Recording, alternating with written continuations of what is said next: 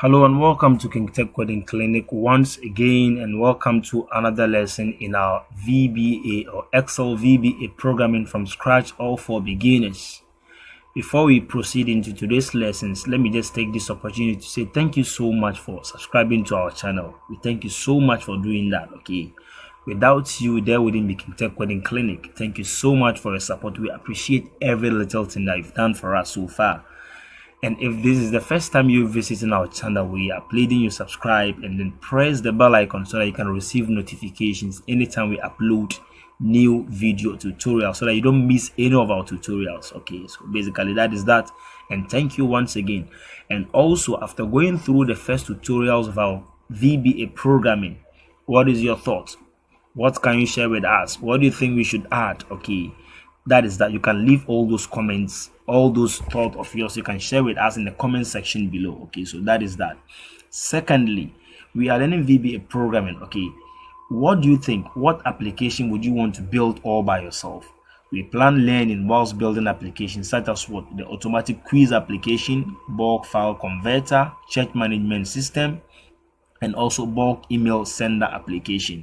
These are the 4 applications we promise creating whilst learning the VBA programming. Now, what other application would you want to build all by yourself after learning the VBA? Okay, you can just share that with me. Okay, share it with me and let me know your thoughts so that I can also help you achieve all that. Okay, so that is that. Finally, the school management system. I receive a lot of calls, emails on that, questions and all this stuff. Okay, let me ask you this as well. What other features do you think we can add to this, or you would want us to add to the school management system? Okay, these are the tutorials we have on our channel here. If you haven't gone through them, you can go through them and also learn how to build the school management system. Okay, that is it. And after going through them and then building your own school management system, what other features do you think you would want to add? Share all those things with me in the comment section so that I can put them together. Okay, write an algorithm for that and then expand, add more features to the school management system so that we can all benefit from it. So basically that is that. And once again, don't forget to subscribe, press the bell icon, share, comment, and then like our tutorial. So now let's quickly delve into today's lessons. Thank you so much.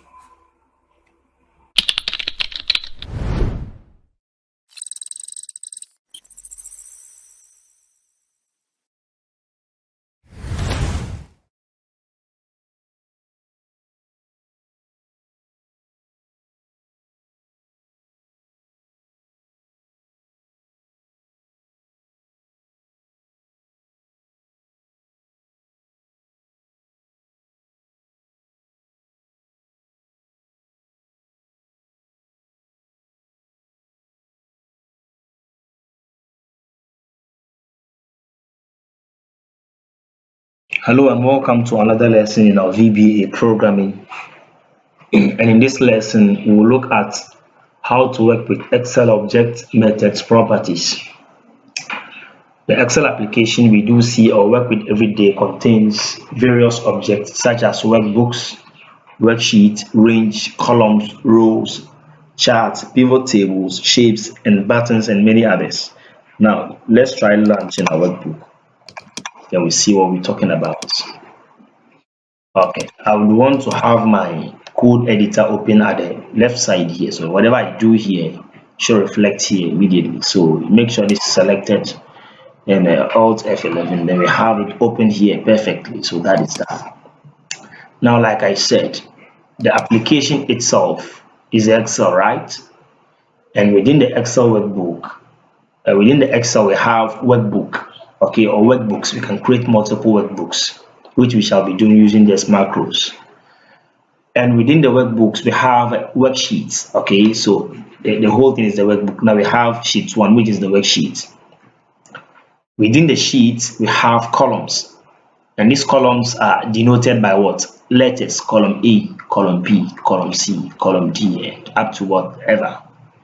And we also have rows, which are denoted with what? Numbers. Row 1, 2, 3, 4, and all that.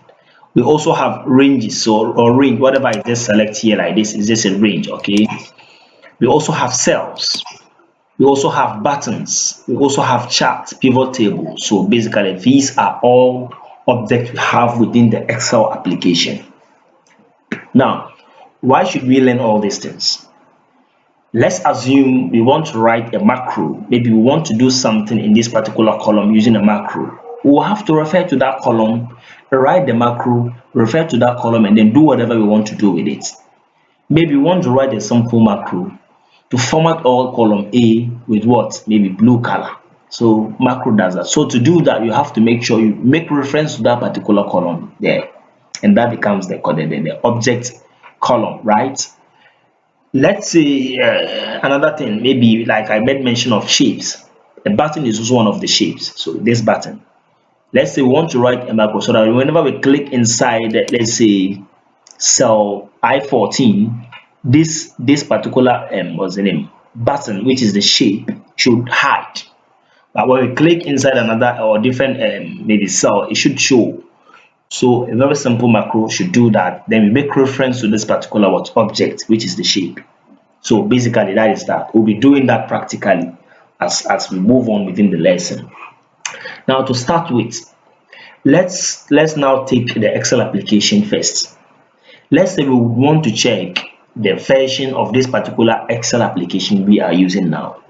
So to do that, we need to trigger a window called an immediate window. So to open it, Control G, and you have it. What do we use the immediate window for? The immediate window is just the same as the editor here, right?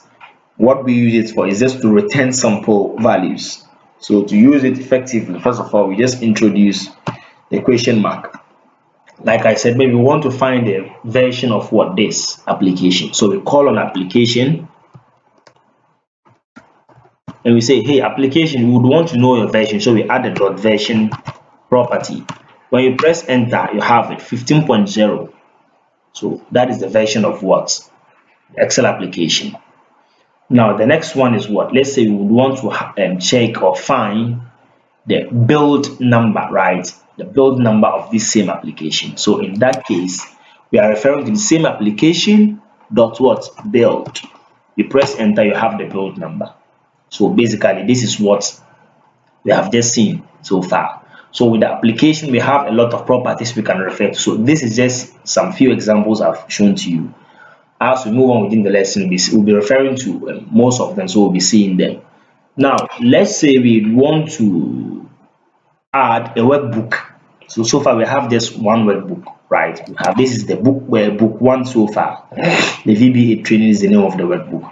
So we want to write a macro to create another workbook for us. We're not going to create it ourselves. We could have just gone to the desktop, right click, you go to new, you choose Excel workbook, you give it a name or whatever. But we don't want it like that. We would want to write a macro because what we are doing is to write codes. So our codes are going to do that work for us. Okay, so let's do that. So to start with, we write our create our subroutine, then we give it a name, so ref or bj. So you can give it any name of choice, but make sure you follow the best practices we learned in our previous lesson.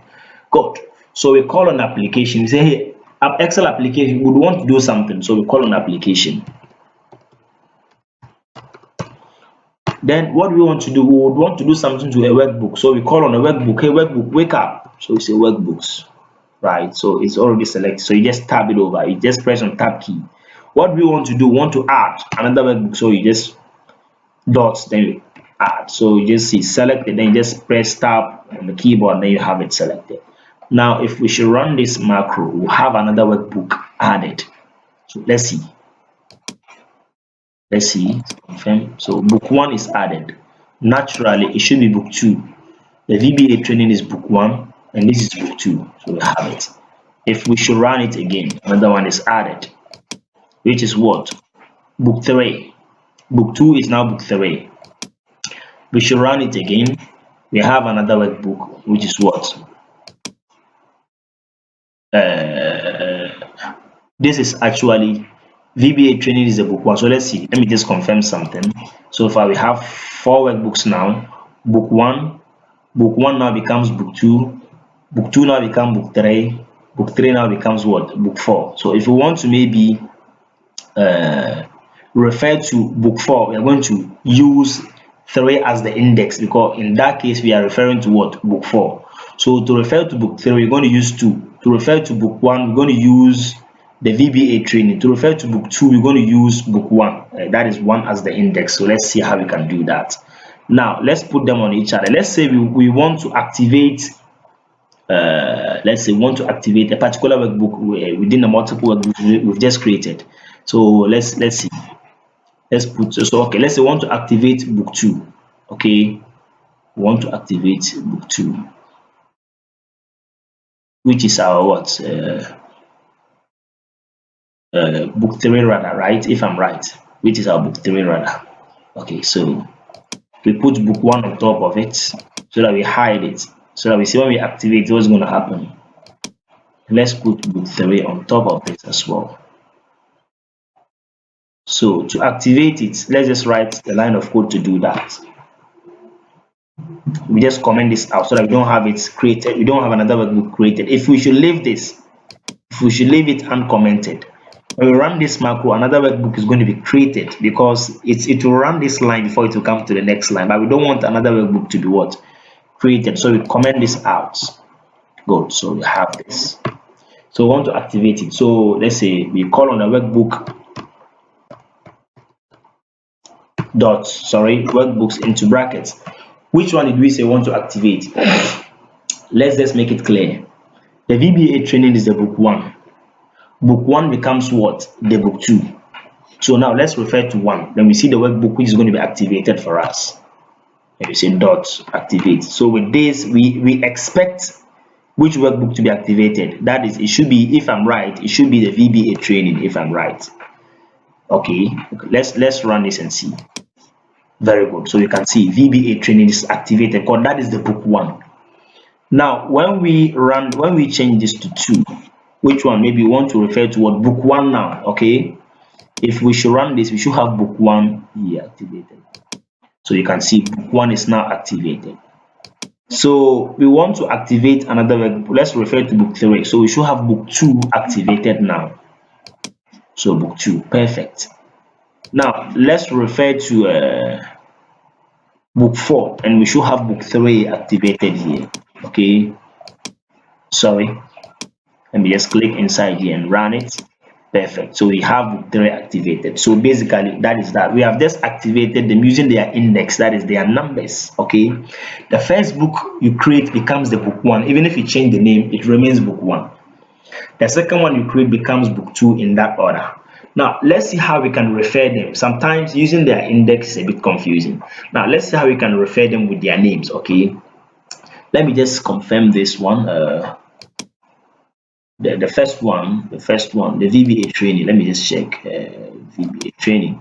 Let's say I want to activate this workbook using its name. The name is what? VBA training.xlsm. Okay, so let's do that. So with this, I want you to know that their names are going to be what? Strings, and not maybe numbers. Okay, they are strings. So we're going to use what? Inverted commas, yeah, to enclose the name. So to do that, introduce the first one. Let me say VBA, then training,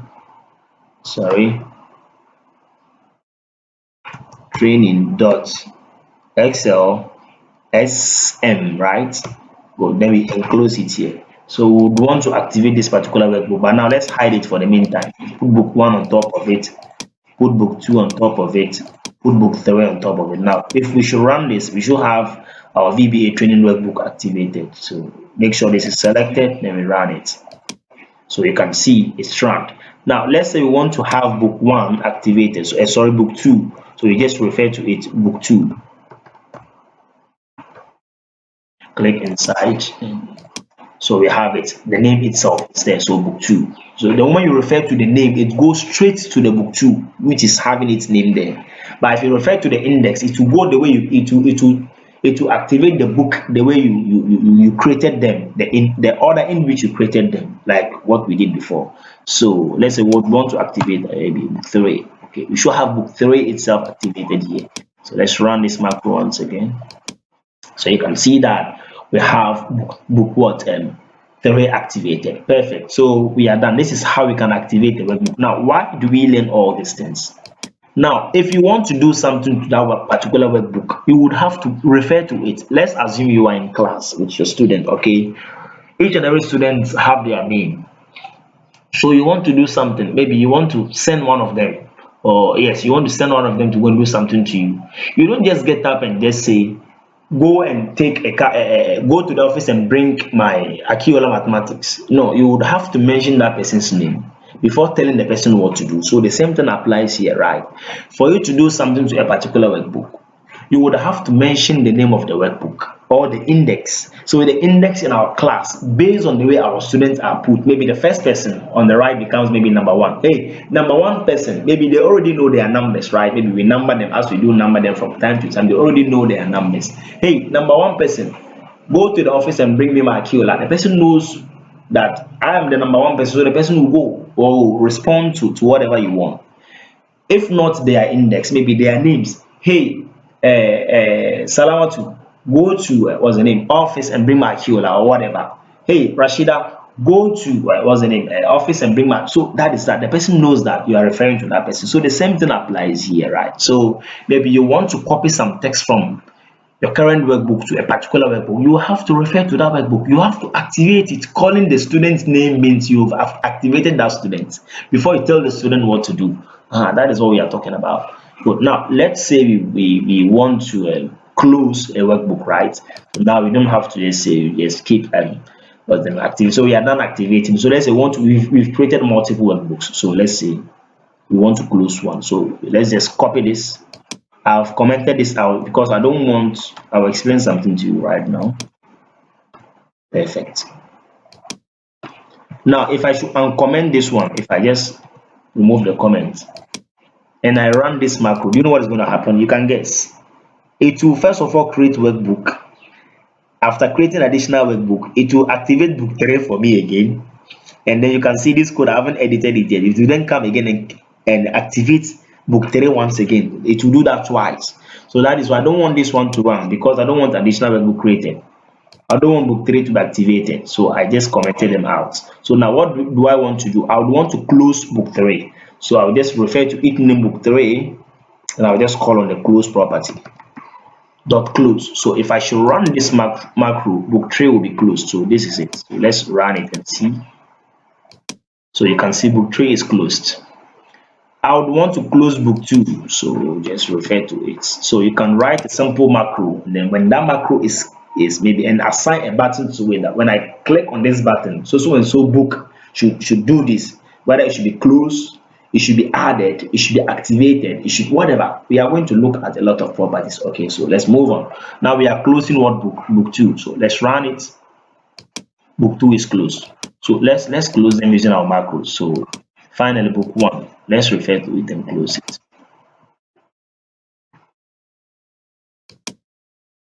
So we run it, we have book 1 also closed perfectly. So that is, these are some of the methods we are just talking about. Now let's look at some of the methods and properties of what worksheet as well. Okay, so far we are done with the workbooks. Now we already have one worksheet. So let's say we want to activate a particular worksheet. So to do that, let's create multiple sheets. So select this,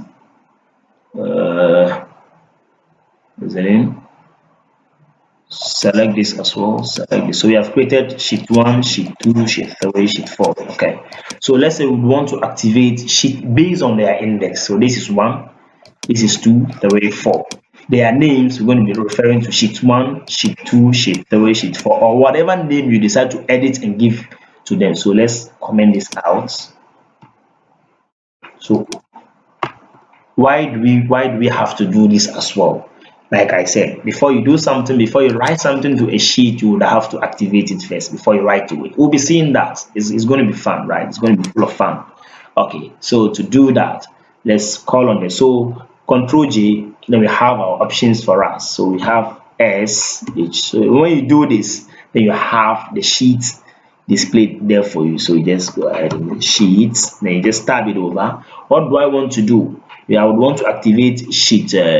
So far you can see sheet 2 is now, which is active now. I would want to activate sheet 1. So I'll use the index sheet 1 dot activate.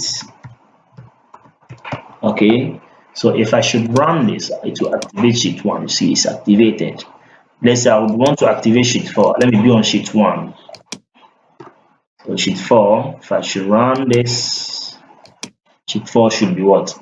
Activated. So we can also refer to them using what? Maybe their names, okay? So like we can say sheet 3, so you can use a string because it's a name.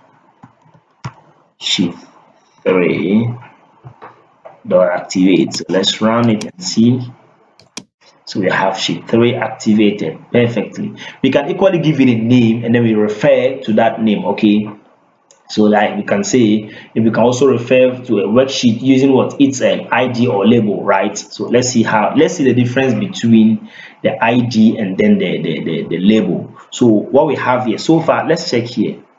You see this, let's just try to name this sheet 3. This is the sheet 3 here. Let's rename it. So all we are going to do here is the labeling, okay? So we can say, let's give it a name like admin. Let's say admin. So you can see that is a label. Now, if we should come here and change this, it becomes what? The ID. So this is the ID of the sheet, and what we've just done here is the label. So maybe we want to refer it using what? Its name here, the admin. So let's just want to select that. So we refer to that name, okay? So we say admin dot activate. So let's run it. So we have the admin being activated, okay? So basically that is that. Now let's rename another one and try it again. Maybe, okay, I don't want to tamper with this one because we'll be using it. Let's give it another name. What name can we give to it? Let's see. Okay, class. Perfect. Class, it's a name or whatever. Or let's say list. Okay, let me just use lists. Perfect, list. So you can see sheet. Which of the sheet? The name is list, so you refer to the name lists. If you should run it, you have the list activated perfectly. Now the next thing is, let's say we want to add another worksheet, right? Okay, we want to add another worksheet. Okay, so to do that, okay, but before we talk of adding a worksheet using a macro, you can even guess what we're going to be using, the add method, right? So you can see it's going to be full of fun, like I said. So now let's say we want to rename a sheet. Okay, we want to rename a particular sheet. So to do that, with that one, let's try to create another subroutine, so to make it unique. Okay, so create a sub, maybe call it rename sh, so renaming sheet. So to do that, what we're going to do is this: we will say first of all, let's say we want to rename this particular one. Okay, this particular sheet, we want to rename it. Okay, so to do that, we just say active sheet, because it is the current active sheet. So we say active, active sheet, then we say dot name, then we assign a name to it. So what name do we want to give to it? The name is going to be a string, maybe dot GPA. That is a new name we are giving to it. Okay, so what we are saying is this: the active sheet is what? Sheet admin. So if we should run this particular macro, we'll have the admin change to what? GPA. Perfect. So let's run it and see. So you can see it has just renamed this for us perfectly without any problem. So now let's see something. Let's say we want to rename sheet 1. Okay, let's say we want to rename sheet 1. So to do that, we just have to say but it's not actually selected.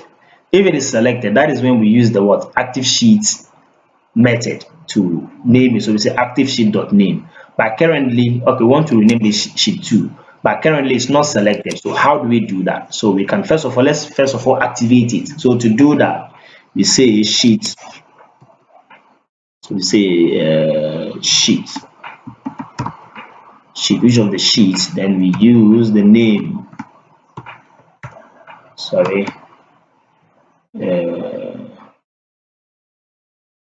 sheet 2, right? Dot dot activate. First of all, we'll have to activate it. After activating it, then we call it, it will then be what? An active, what's the name? Worksheet now. So let me just rename this one for the meantime. Maybe put it, give it a different name, right? Like error, something like this.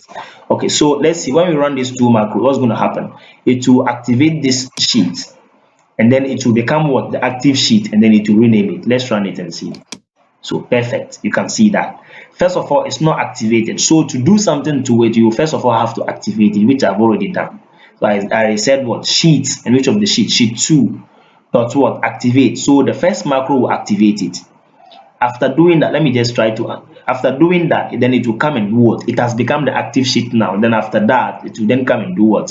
Give it a name we have assigned to it. So it's active sheet dot name gp. So if you want to change the name again, you can just maybe change any name here, and then when you run the macro, it's going to be changed without any problem, without any.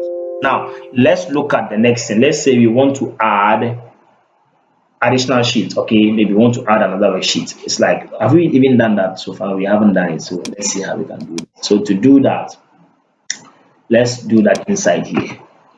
But before that, let's just comment this out. Perfect. So to do that, so it's a sheet. We call on the sheet dot add. If we should run this, it will add another sheet for us. So let's run it and see. So you can see sheet 5 is created, sheet 6 is created, 7 is created. So this sample macro is doing that for us. Like I said, you can see that I stated it in my introduction, and I made it very clear that it is just the same as the language, the English language we have. There's dot add and dot this. It's not like other programming languages that are having a very difficult syntax to interpret. It's not. So this is very simple. So let's take it like that and make it fun. So we're going to stop here. But what I want you to take away is this. So far we have talked of what? Excel objects, where we have the application itself, which is the Excel. Within the application, we have the workbook as one of the objects, and within the workbook, we have what? Worksheets, which we talk of. And we talk of what? How to add workbooks, how to close workbook, how to activate the workbook. We have others we'll be looking at as time goes on. We're just talking of some of the few properties, but as time goes on, we'll be seeing other properties, and we'll become used to them. Whenever we want to write our macros, it becomes very easy for us. We'll be combining all these two to write an amazing code to do a lot of things for us, so you don't have to worry about that. Okay, we also talk of what? Columns. Okay, we also talk of what? Rows. We talk of shapes, we talk of cells, and we talk of how to activate a particular worksheet, how to add a worksheet, how to rename a worksheet, a lot. So basically that is that. You can be playing with your codes. Okay, try creating a different workbook, give yourself an assignment. Okay, I would want to write a macro to add a workbook, so do that. Write it. You should be able to do that. I would want to write a macro to close a workbook, so you do that. Okay, I would want to write a macro, create a button, and then assign the macro to that particular button. When I trigger that button, something will happen. So you can be playing with the codes. That is how we do it. This particular what's the name, term programming is not something you can just sit down and think after learning it once I'm done. It's not like that. You have to practice it on and on and on without getting tired. You practice it. If you just leave it within some few number of days, you come back and you forget. So that is how it is. That is why I made mention of comment. Whatever code you write, you would have to comment it. In writing comment, when you come back another time, you'll be able to tell what that line of code does. That is how it is. As I'm talking to you right now, it's been a long time since I even talk of Python. So if I should go back there, it looks new, okay? But the moment I begin going through it within the first 30 minutes to 1 hour, I'll be able to bring a lot of things back, not all though. So the comment I have in my syntax or in my codes will be able to help me know that this is what I'll be doing, this is what I'll be doing, and all that. And there is one sweet thing about programming. In our previous training, we normally create forms. If you observe most of my trainings, we do create forms, okay, user forms and all, how to collect data using user forms. These things I don't always sit down and write the codes from scratch. I've already written the codes down. What I do is to copy the codes, just edit them.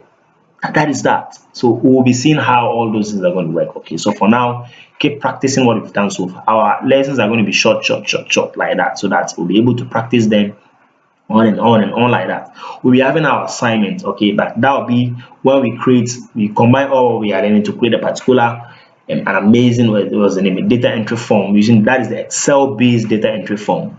Then after that, I'll then, the assignment will be like, I'll just give you some few columns and then you will go and add the rest. So with that, you'll be able to know that with the knowledge you have, you can create any complex form of your choice. Okay, so basically that is that. So like I said, we'll end here, and then until our next lesson, we say thank you very much for watching. Bye for now.